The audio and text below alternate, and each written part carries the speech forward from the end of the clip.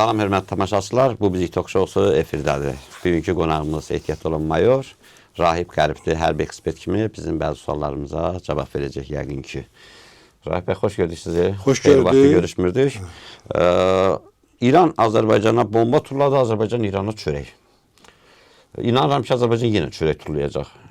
İran yenə bomba turlaya bilərmi? İlk əvvəl təqdimatınıza bir balaca dosyanı düzəliş edeyim. Hərbi ekspert deyiləm mən və hərbi ekspert olmaq fikrim də yoxdur. Hərbi jurnalistəm. Sizin həmkarınızam, məsləkdaşıq. Amma hərbi sahədə. Hərbi ekspert olmaq üçün, qoy bu fikrimi mütləq deyim, bir dəfə demişəm, ikinci dəfə deyim, məncə artıqdan olmaz. Hərbi ekspert bir generaldan olar. Hərbi ekspert böyük döyüş təcrübəsi, xidmət təcrübəsi olan peşəkar məktəblər bitirən bir zabitdən ola bilər. Saçınızın ağlığına görə mən dedim. Yox, saçın ağlığına görə mən həyat təcrübəm ola bilər və jurnalist təcrübəm olar. Jurnalist təcrübəmə söykənərək danışacağım. Hərbi ekspert kimi deyil, mənim üçün çox böyük yekə çıxar və onun altından qalxa bilmərəm o yükün. Jurnalist kimi deyim ki, İran məsələləri, bax, oradan başlayayım ki, mənim subyektiv fikrimdir. Kiminsə xoşuna gəlməyə də bilər, gələ də bilər. Rəhmətli Əbdülfəz bəy zamanında deyəndə ki, bu ölkədən dost olmaz deyirlər, yox belə demək olmaz falan. Məncə, mənim aləmimdə düz deyirdi və düşmənin adını zamanında demək lazımdır. Düşmənə düşmən münasibəti ilə də öz silahı ilə vurmaq, öz münasibətinə yanaşmaq lazımdır. Bir detalda deyim, üzr istəyirəm. Mən səni sevəcəyəm, sən mən sevməsən nə olur? Milli liderimiz Heydər Əliyev son vaxtına qədər çalışdı Təbrizdə konsulluğumuzu açmağa. İmkan vermirdilər. Amma Prezident İlham Əliyev axırına nail oldu. Müdaxilələri var idi, yeri gəlmişə ümmülli liderin Xəzər dənizinə Mazandaran gölü deyirdilər. Yəni bunlar zaman-zaman bizim ayağımızın altına eşiblər və zamanında çox yaxın tarixdə Azərbaycanın orada böyük bir dövləti olduğunu özləri də unudublar, unutturmağa da çalışırlar. O da mümkün deyil. Və bütün dünya bu ta Təbrizdən, Ərdəbildən, nə bilim, o deyirlərin Mazandarandan Hindistana qədər uzanan bir dövlət var idi. O dövlətin adı Azərbaycan dövləti idi. Onun başında Azərbaycan türkü dururdu. O dövlət uzun müddət qardaşlarıyla savaşıb bir qəbahət eləyiblər, amma yaşayıblar, hesablaşılıb o dövlətlə. Fars dövləti deyə bir dövlət yoxdur. Fars deyə millət belə bəzi hallarda mən qəbul eləmirəm. Bunlar müxtəlif millətlərdən, qruplardan, qruplaşmalardan birilərinin dəstavuz kimi əlində saxlamaq üçün yaratdığı bir milli toplumdur. Bir toplumdur daha doğrusu. Mən belə hesab edirəm. Qoy mənə daşqalaq eləsin. Yəni buna görə İrandan biz yeni bomba gözləyə bilərik mi? İrandan nəinki bomba, İrandan nə istəsəz gözləyə bilərik. Böyük imkanları olsa Azərbaycana təbii fəlakət də göndərərlər. İmkanları olsa Azərbaycanı xəritədən belə silməyə hazırdılar. Və son vaxtlarda bir elə yumşaldıcı məqam tapıblar ki, əgər Azərbaycan birləşmək istəyir ki, bizə birləşsin də, daha çox hissəsi bizdədir. Qanmırlar ki, məntiqlə. Daha çox hissəsini siz işğal eləmişsiniz. Zamanında bölüb-bölüşdürüb qamarramısınız. Niyə bir yerdə birləşib də ayrı dövlət olmur Azərbaycan? Sizdəki böyük hissə, balaca hissə, o hissə ki, dövlətçiliyi var. O hissə ki, 18-ci ildə Şərqdə ilk demokratik dövləti qurub, Məmməd Əmin Rəsulzadənin simasında. O hissə ki, bugün cənab prezident Ali Başkomandan İlham Əliyevin timsalında dünya bir sərkərdə rəmzi ortaya qoyub dünya üçün hərbi təcrübə qoyub, müharibəni necə aparmaq haqqla, ədalətlə müharibə özü xaosdur. O xaotik hadisəni düzənlə, bir qayda qanunla sivil insanlara, mülki əhaliyə ziyan vurmadan, cəmiyyətə, təbiətə, ətrafa ziyan vurmadan necə aparmaq olar? Azərbaycan bu dövlətdir. Siz kimsiz? İraqda neçə illərlə, səhvlərimizin 8 il getdi də 80-ci illərdə uzun uzadı öz müsəlman qardaşlarımızla qan qırğına çıxıb da orada da Azərbaycan türkləri çox maraqlıdır ki, yalnız müsəlman dövlətlərdir. Yalnız müsəlman dövlətlərdir və ona görə deyirəm ki, bu dövlət, bu qondarma qurama dövlət elə biz bir yerlərdə gördüyümüz, bildiyimiz Fransası sifətin gördüyümüz, Avropanın o digər hegemonluq marağında, həvəsində olan dövlətlərindən alətdir. Və bir misalda yeri gəlmişkən deyim, primitiv də olsa, məncə bunun arxasında böyük həqiqət durur. Bunların ən böyük lideri Xomeyni niyə Fransadan gəldi? Bu qədər müsəlman ölkəsi qala-qala adam Fransaya, bütün dünya lüt madəri zatdığı, nə bilim o yaramaz inkişafı təbliğ edən Fransada bunun nə işi var idi? o kinoda deyir, Baden-Badenin mavi Mavi gecələri. gecəsi. Baden-Badenin mavi gecələrin yaşayan, gəlib də bir İslam inqilabı eləyib də insanları dinə, imana gətirə bilərmi? Mümkün deyil. İran xaosundan danışdıq. Bu xaos Azərbaycana başqa hansı formada təsir edə bilər? Birinci təsiri odur ki, biz, məsələn, mən bir jurnalist kimi tədirginəm və düşünürəm ki, dövlətimiz, rəhbərimiz də çox narahat bu məsələdən ki, bizim 2 qat əhalimiz, qardaşlarımız orada 40 milyon deyirlər, bəlkə də siyahı alınmır, ondan da daha çoxdur. Əhali var orada. Bir qaça-qaç düşsə, onların bizə sığınması bizim üçün böyük yükdür. Bu birinci növbədə. İqtisadi iflasdır həm Cənubi Azərbaycan üçün, həm Şimali Azərbaycan üçün. Və digər tərəfdən də bizi yeni müharibədən çıxmış ölkəyik.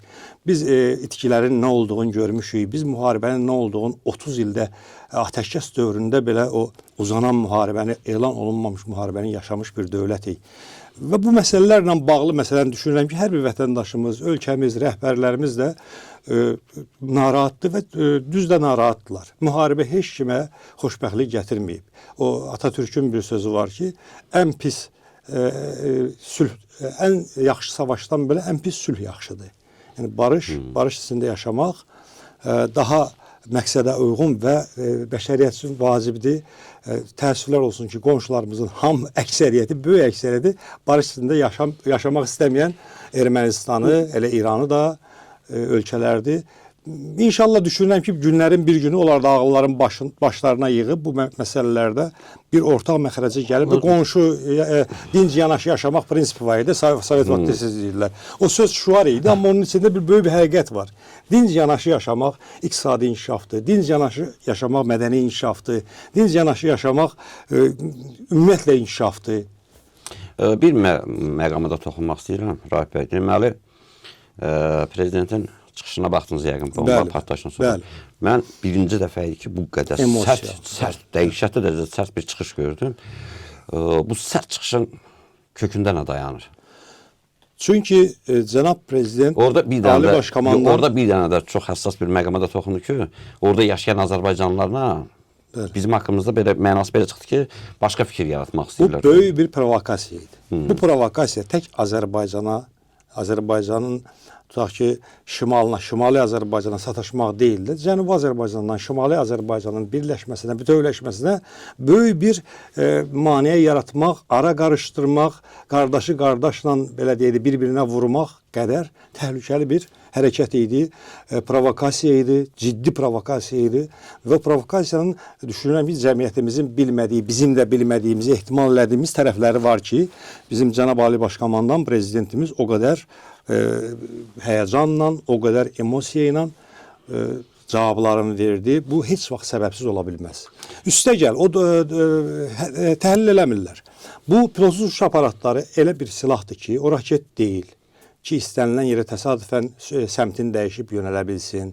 O bir başqa top artilleriya silahı deyil ki, səmtini dəyişə bilsin, bir şeylər olsun. Pilotsuz uçuş aparatı, zərbə pilotsuz uçuş aparatı atılır və anban izlənir, hara düşəcəyi də təsbit olunur. İstənilən vaxt onun səmtini dəyişmək olur.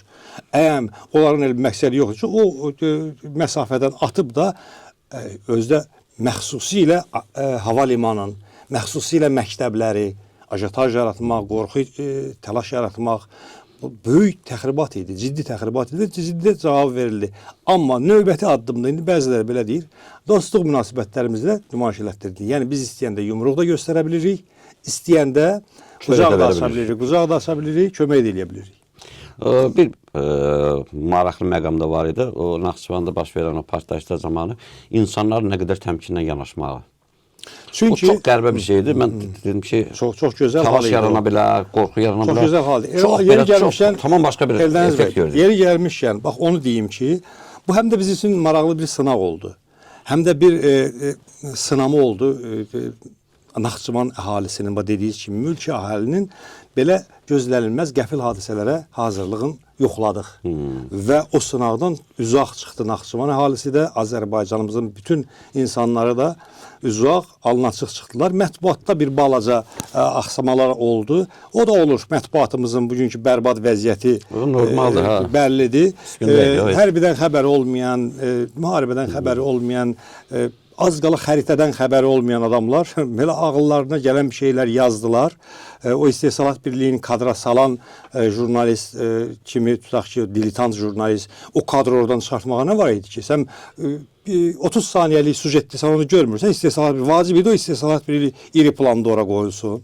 Özünüz televiziya işçisiniz, uzun müddət can qoymusunuz, saç ağartmışsınız bu yolda. Vallahi mən bir dəfə oturup bir saatlıq şeylərə oturup baxırıq. Yox, bir dəqiqə üzr istəyirəm. Redaktör eləyirik. Bu 44 günlük müharibə ərəfəsində çox tanınmış saytlardan birindən mənə bir dənə sifariş gəldi, yazı yazmaq lazımdır, təhlil.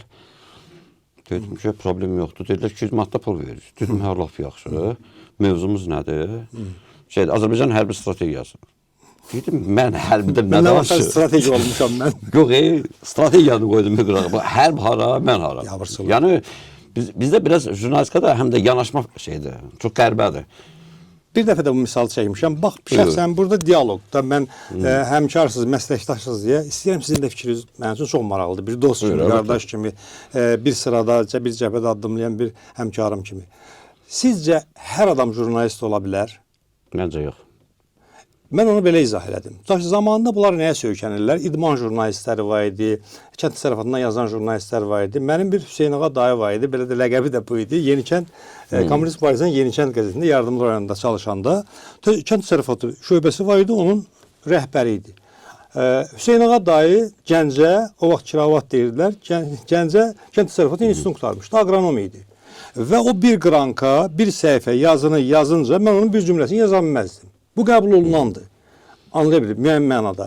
Və yaxud lap digər tərəfdən deyirəm, bunu bir dəfə demişəm. Paşa Qəlbinur şairdir, amma həm də gözəl göz həkimidir. Dünyada tanınmış təcrübəsi ilə və o həyata qaytardığı insanlarla, bütün adı ilə, sanı ilə. Həm də şairdir. Adam şair, deyək ki, bütün həkimlər şair ola bilər. Şahin Musoğlu mahnılar bəstələyir. Şəmsə zamanının ifasında səslənən mahnılar çoxu da bilmir. Gidəksər, möhkəm, dayanada, Cənab Leytenant da Şahin Musoğlu'ndur. Cənab Leytenant da dərsən sizə görə yazmışdı o. Mənə əsir eləmişdi. Biz dostluq qardaşıq və Müdafiə Nazirliyi Sənədli Filmlər Kino Telestudiyasında uzun müddət əməkdaşlıq edib Şahin Musoğlu bir yerdə cəbhəyə getmişik, bir yerdə Tərtərə, Ağdəriyə, ən qaynar nöqtələrə getmiş. O mahnılar elə belə yaranmıyor.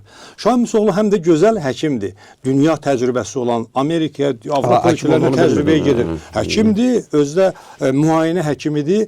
O dediyiniz UZI aparatında Azərbaycanda ilk təcrübəli peşəkar işlədən Şahin Musoğludur.